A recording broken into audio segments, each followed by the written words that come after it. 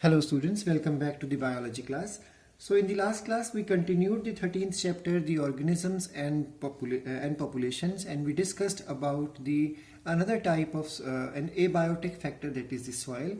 We discussed about the soil profile, we discussed about the various horizons which are available in the soil. We discussed that soil formation is called as pedogenesis, and its study is called as pedology. We discussed that there are horizons present, namely O, A, B, C and D. We learned in that class that the A horizon is called as the topsoil, B horizon is called as the subsoil, which is formed by eluviation. That's why it is called as eluviation zone.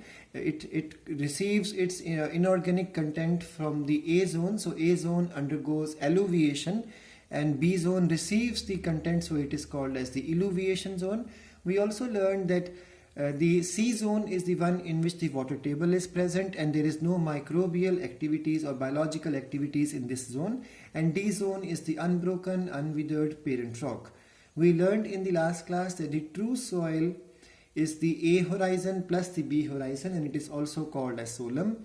We discussed that the soil profile is different from the biome to biome, and then we learned that soils can be azonal and as well as zonal.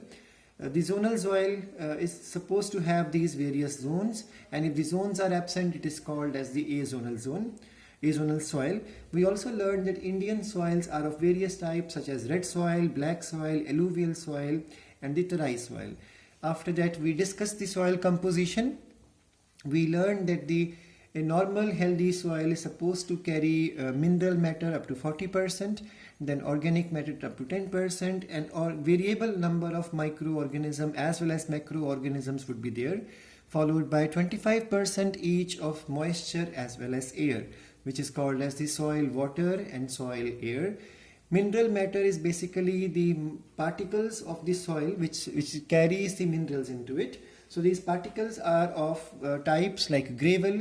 Then we have sand, which is of two types, coarse sand and the fine sand, followed by silt and clay. We discussed about their sizes, that the gravel is the largest one and clay is the smallest one.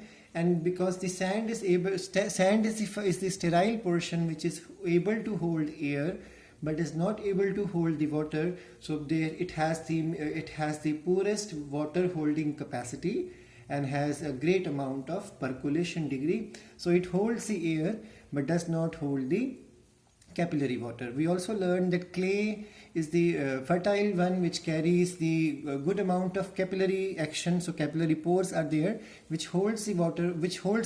So the clay has greater water holding capacity but does not carry the air, so poor in aeration. And silt is somewhere in between both of them.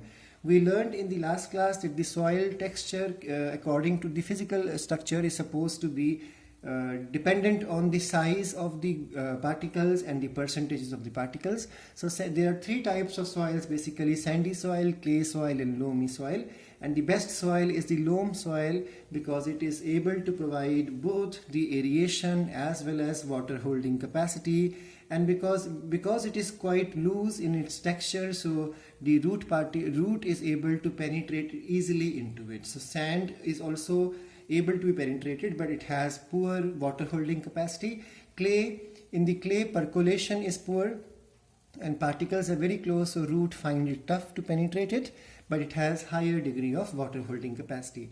We also learned that the organic matter present in the soil is basically the product of litter. Litter undergoes decomposition or humification to form humus. We learned humus is slightly soluble, gummy substance, amorphous in nature, and it is a result of partial decomposition and is brown in color. We learned apart from humus, there are organisms in the soil which can be considered as the macroorganisms and the microorganisms. And again, two categories are there: flora and fauna, plants and the animal type.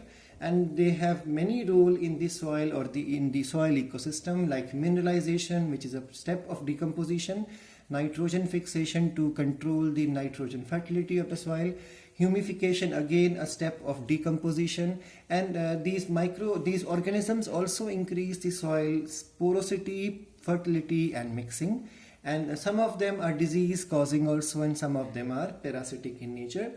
Apart from that, the soil also carries good amount of air. Now that air is rich in carbon dioxide but is less in the oxygen content, and the air present in the soil depends upon the porosity. There are two types of pores possible between the particles. It means we're talking about aggregation of particle. So if the particles are very close to each other, the pores developed will be less than or equal to 20 micrometer, and such type of pores are able to hold water by capillary force. But if the particles are far from each other, that means the space, that means the macro pores will be there with a size of more than 20 micrometer.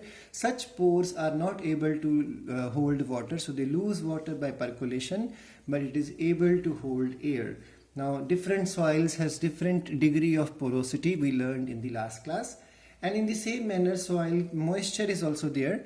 Now we learned in the last class that the only source of water in terrestrial ecosystem or for the soil is the rain, and we learned that holard is the total water content in the soil, and in this holard the available water to the plants is only the capillary water or capillary force held water between the particles, which is done in the micropores, and that amount of water is the only available water to the plants and is called as resard.